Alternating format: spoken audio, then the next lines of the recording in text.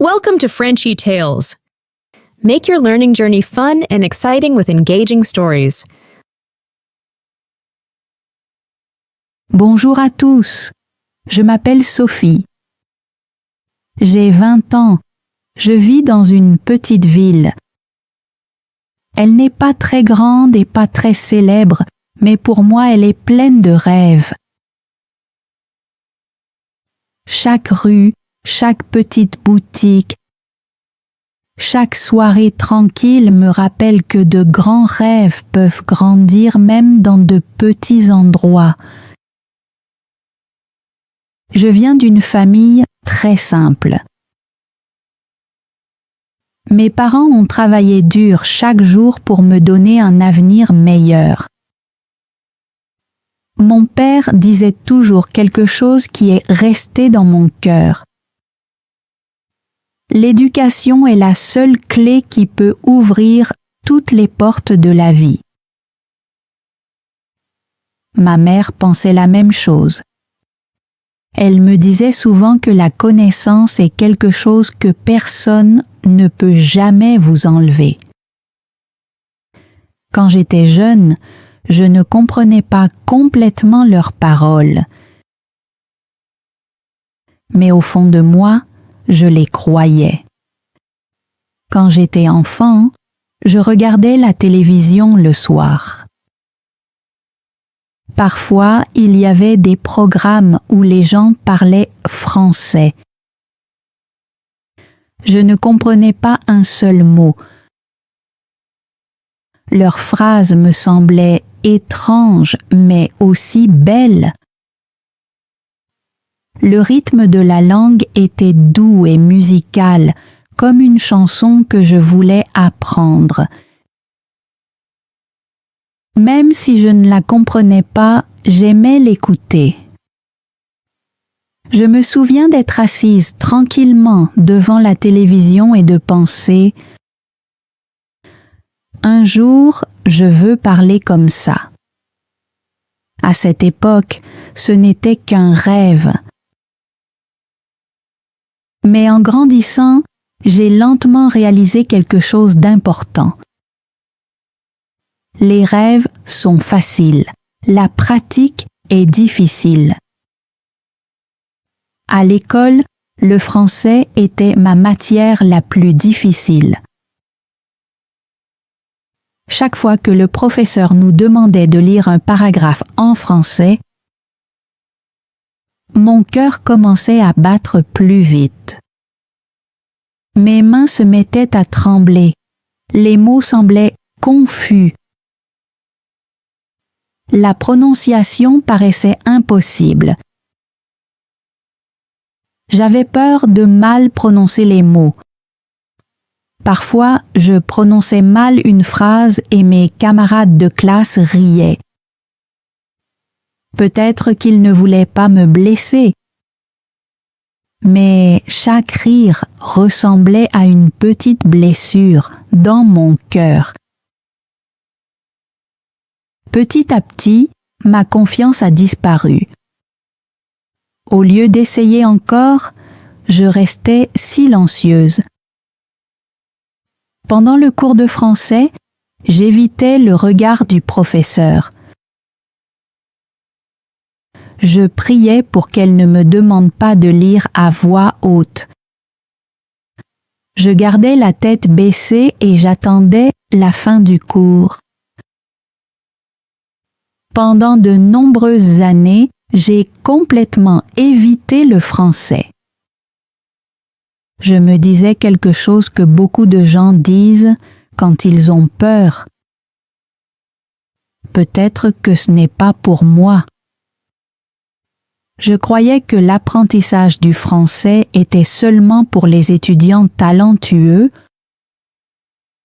ou pour les personnes qui avaient grandi en entendant cette langue. Je pensais que des gens comme moi ne pourraient jamais la parler. Alors j'ai arrêté d'essayer.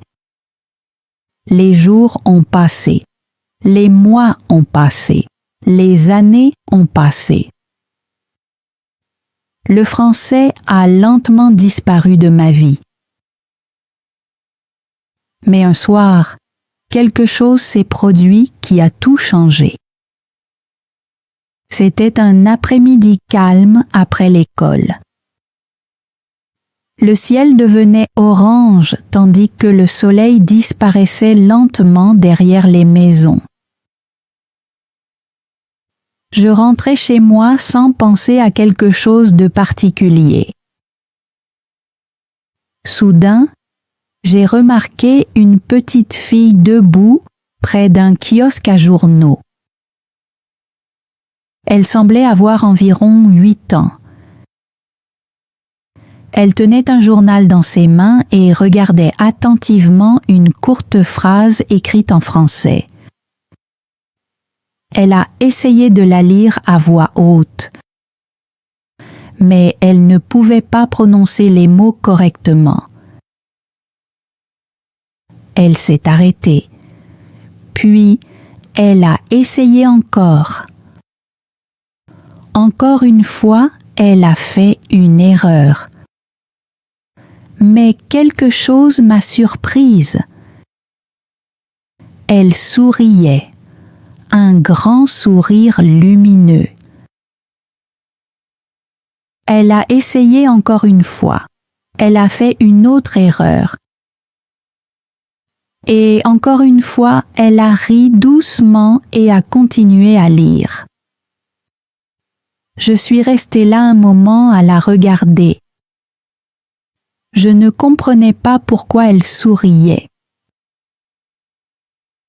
Finalement, je me suis approchée et je lui ai demandé doucement : « Pourquoi souris-tu même quand tu fais des erreurs ? » La petite fille m'a regardée avec des yeux curieux,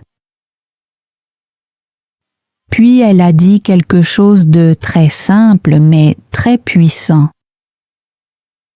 Elle a dit : « Parce que chaque erreur signifie que je me rapproche d'apprendre. » Sa réponse m'a choquée. Elle n'avait pas peur des erreurs, elle les accueillait. Pendant un moment, je suis restée complètement silencieuse. Cette petite fille, seulement 8 ans, venait de m'enseigner la plus grande leçon de ma vie. Les erreurs ne sont pas des ennemis, ce sont des professeurs. Ce soir-là, je suis rentrée chez moi lentement, en pensant à ces paroles encore et encore. Quelque chose changeait dans mon cœur. Quand je suis arrivée à la maison, je suis allée directement dans ma chambre. Je me suis tenue devant le miroir et je me suis regardée. Pendant quelques secondes, je n'ai rien dit. Puis j'ai pris une profonde respiration et j'ai parlé. « Je m'appelle Sophie », ai-je dit. « Je peux apprendre le français. Je n'abandonnerai pas. » Ma voix semblait étrange. Mon accent était cassé, ma grammaire était probablement incorrecte. Mais quelque chose en moi était différent. Pour la première fois depuis de nombreuses années, j'ai ressenti de l'espoir. Cette nuit-là, j'ai pris une décision. Je recommencerai mon apprentissage du français. Cette fois, je ne fuirai pas les erreurs. Le lendemain, j'ai cherché des moyens d'apprendre le français toute seule. Je n'avais pas de livres chers. Je n'allais pas dans des écoles de langue. Mais j'avais 2 choses simples. Un petit téléphone et une connexion Internet. Alors j'ai commencé par les bases. Chaque jour, j'écoutais de courtes leçons audio en français. Parfois, je regardais des vidéos simples en français avec des sous-titres.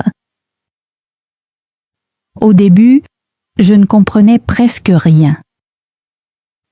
Mais je me souvenais de la fille souriante et de ses mots. Chaque erreur signifie un progrès. Alors, j'ai continué. Chaque jour, j'apprenais 5 nouveaux mots. Juste 5, pas 50, pas 100, seulement 5. Ensuite, j'essayais de créer des phrases simples avec ces mots. Parfois, les phrases étaient drôles. Parfois, elles étaient complètement fausses. Mais je continuais à pratiquer. J'ai aussi commencé à écrire de nouveaux mots sur de petits morceaux de papier et à les coller sur le mur de ma chambre. Des mots comme espoir, croire, apprendre, courage, confiance. Chaque fois que je regardais ces mots, je me sentais plus forte. La nuit, quand tout le monde dans la maison dormait, je me tenais encore devant le miroir. Et je pratiquais le français, lentement, avec attention. Parfois en répétant la même phrase 10 fois, parfois 20 fois, jusqu'à ce que les mots commencent à sembler naturels. Certains jours étaient très difficiles. Il y avait des jours où je me sentais fatiguée. Des jours où je me sentais frustrée. Des jours où je me demandais « Est-ce que je pourrais un jour parler français couramment ?» Mais chaque fois que ces doutes apparaissaient, je me souvenais de cette petite fille lisant le journal avec un sourire sur son visage. Elle n'a pas arrêté d'essayer. Alors pourquoi devrais-je arrêter ? Petit à petit, quelque chose d'incroyable a commencé à se produire. Le français n'était plus seulement une matière scolaire. Il devenait une partie de ma vie. Et sans m'en rendre compte, pas à pas, mot par mot, mon voyage avait vraiment commencé. Petit à petit, ma confiance a commencé à grandir. Au début, le français me semblait encore difficile. Parfois, j'oubliais des mots au milieu d'une phrase. Parfois, je prononçais quelque chose complètement mal. Mais quelque chose en moi avait changé. Avant, chaque erreur me faisait sentir honteuse. Maintenant, chaque erreur ressemblait à un petit pas en avant. Ma routine quotidienne est devenue peu à peu plus solide. Le matin, j'écoutais de courts audios en français en me préparant pour la journée. L'après-midi, je regardais des vidéos simples en français avec des sous-titres. Le soir, j'écrivais de petites phrases dans un cahier. Et la nuit, quand la maison était calme, je pratiquais encore en parlant devant le miroir. Au début, je ne pouvais dire que des phrases très simples. Je m'appelle Sophie. J'apprends le français. Je veux parler avec confiance. C'étaient de petites phrases, mais chacune me donnait du courage. Les semaines sont passées. Puis, les mois sont passés. Un soir, en regardant une vidéo pour apprendre le français, j'ai vu quelque chose d'intéressant. Le professeur a mentionné un petit groupe en ligne où des personnes de différents pays pratiquaient le français ensemble. Au début, j'ai hésité. L'ancienne peur est revenue. Mon esprit s'est rempli de doutes. Et s'il se moque de moi? Et si mon français est trop mauvais? Et si je ne comprends personne? Pendant quelques minutes, j'ai presque fermé le site. Mais ensuite, je me suis souvenu de quelque chose. La petite fille avec le journal. Elle essayait encore et encore, sans peur. Alors j'ai pris une profonde inspiration et j'ai rejoint le groupe. La première fois que je suis entrée dans la réunion en ligne, mon cœur battait très vite. Mes mains étaient froides. Je ne savais pas quoi dire. Sur l'écran, j'ai vu beaucoup de visages. Certaines personnes venaient d'Asie. Certaines venaient d'Afrique. Certaines venaient d'Europe. Certaines venaient d'Amérique du Sud.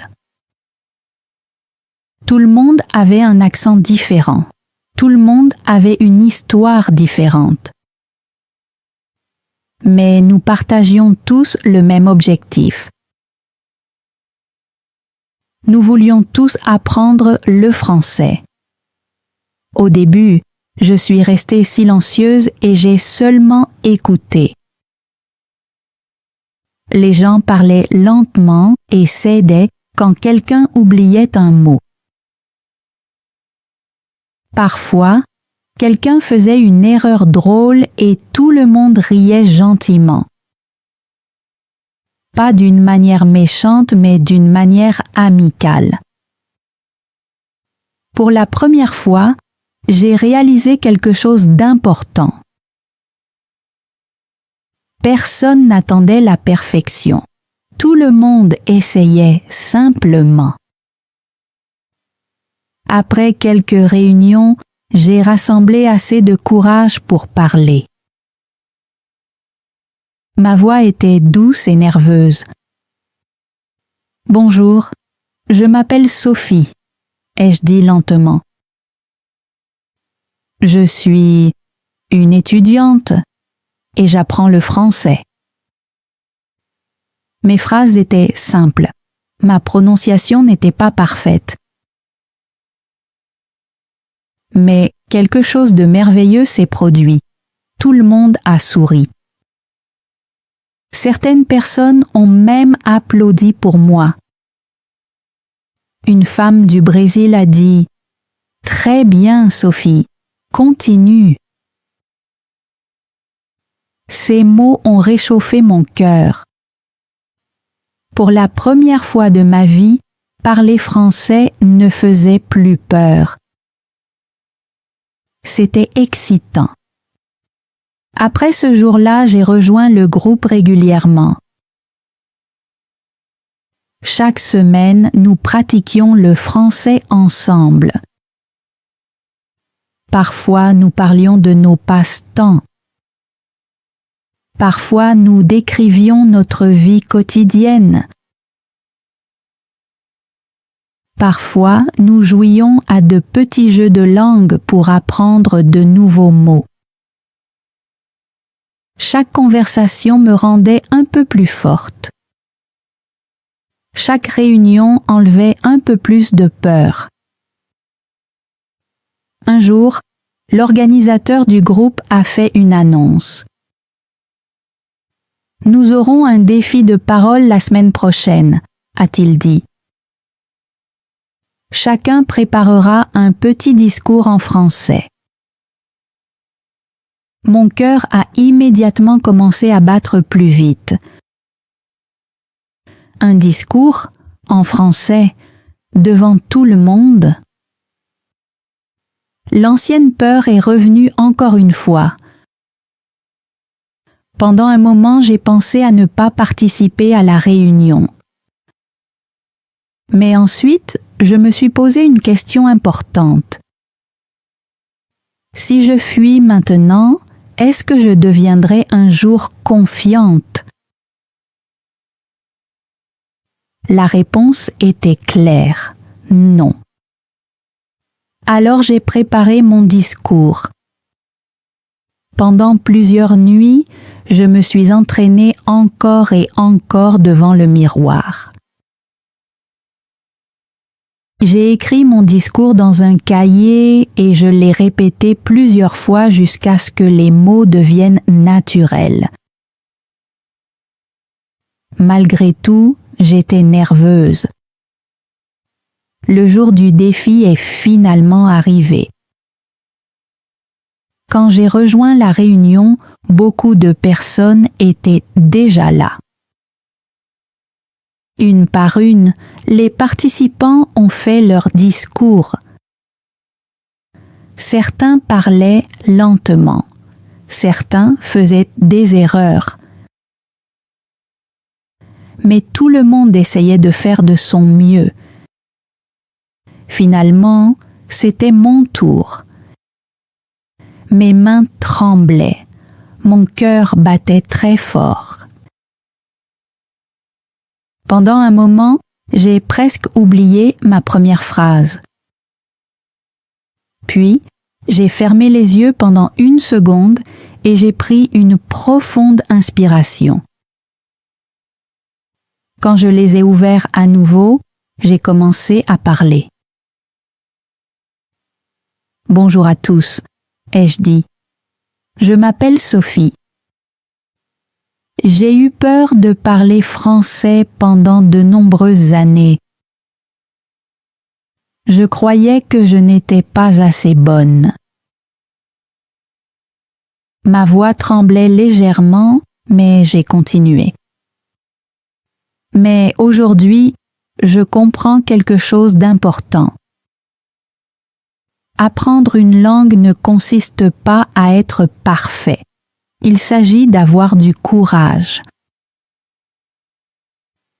Pendant que je continuais à parler, quelque chose d'incroyable s'est produit. La peur a lentement disparu. Pendant un moment, j'ai presque oublié ma première phrase.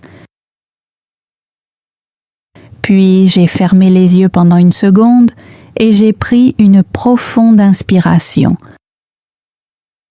Quand je les ai ouverts à nouveau, j'ai commencé à parler. « Bonjour à tous », ai-je dit. « Je m'appelle Sophie. J'ai eu peur de parler français pendant de nombreuses années. Je croyais que je n'étais pas assez bonne. Ma voix tremblait légèrement, mais j'ai continué. Mais aujourd'hui, je comprends quelque chose d'important. Apprendre une langue ne consiste pas à être parfait. Il s'agit d'avoir du courage. Pendant que je continuais à parler, quelque chose d'incroyable s'est produit. La peur a lentement disparu. Ma voix est devenue plus forte.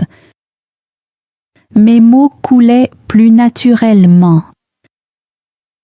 Quand j'ai terminé mon discours, l'écran s'est rempli de sourires. Les gens ont applaudi. Certains ont dit « Bravo ».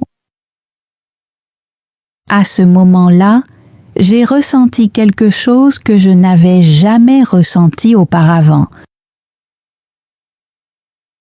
La liberté, la liberté de ne plus avoir peur, la liberté de ne plus douter, la liberté de m'exprimer. Ce jour-là a changé ma vie. Après la fin de la réunion, je suis restée assise tranquillement pendant longtemps en pensant à mon parcours. J'avais commencé de zéro. Pas de professeur spécial, pas de cours coûteux, pas d'environnement parfait, seulement un rêve et un cœur qui refusait d'abandonner. À partir de ce jour-là, je me suis fait une promesse. J'utiliserai le français non pas pour impressionner les gens, mais pour m'exprimer. Et cette promesse a tout changé. J'ai commencé à lire de petits livres en français. J'ai regardé des interviews et des podcasts en français. Et surtout, j'ai commencé à aider d'autres débutants qui avaient peur de commencer à apprendre. Parfois, ils me disaient la même chose que je croyais autrefois. Mon français est trop mauvais. Je suis trop timide. J'ai peur de faire des erreurs. Et chaque fois, je souriais et je leur disais la même leçon qui a changé ma vie. Tu n'as pas besoin d'être parfait. Tu dois simplement commencer. Aujourd'hui, je peux parler français avec confiance. Bien sûr, je fais encore parfois des erreurs. Même maintenant, il m'arrive d'oublier des mots ou de mal prononcer quelque chose. Mais je ne me sens plus honteuse parce que j'ai appris une vérité simple. Personne ne parle parfaitement, même pas les locuteurs natifs. Ce qui compte vraiment, c'est le message, l'émotion et l'effort derrière vos mots. Quand je regarde mon parcours, je me sens fière. Je me souviens de la fille timide qui avait peur de lire une seule phrase en classe. Et maintenant, je peux parler avec des personnes de nombreux pays différents. Nous nous comprenons non pas parce que nous parlons un français parfait, mais parce que nous partageons la même passion d'apprendre. C'est la véritable beauté de la langue. Alors, si vous écoutez mon histoire en ce moment et que vous avez peur de parler français, je veux que vous vous souveniez de quelque chose. Vous n'avez pas besoin d'être parfait. Vous devez seulement commencer. Commencez par un mot, puis une phrase, puis une conversation. Chaque étape, peu importe sa taille, vous rapprochera de votre rêve. Et un jour, vous regarderez en arrière et vous réaliserez quelque chose de merveilleux. Votre voyage a commencé au moment où vous avez décidé de ne pas abandonner. Thanks for joining Frenchy Tales. Don't forget to like, subscribe, and keep learning through stories. See you next time.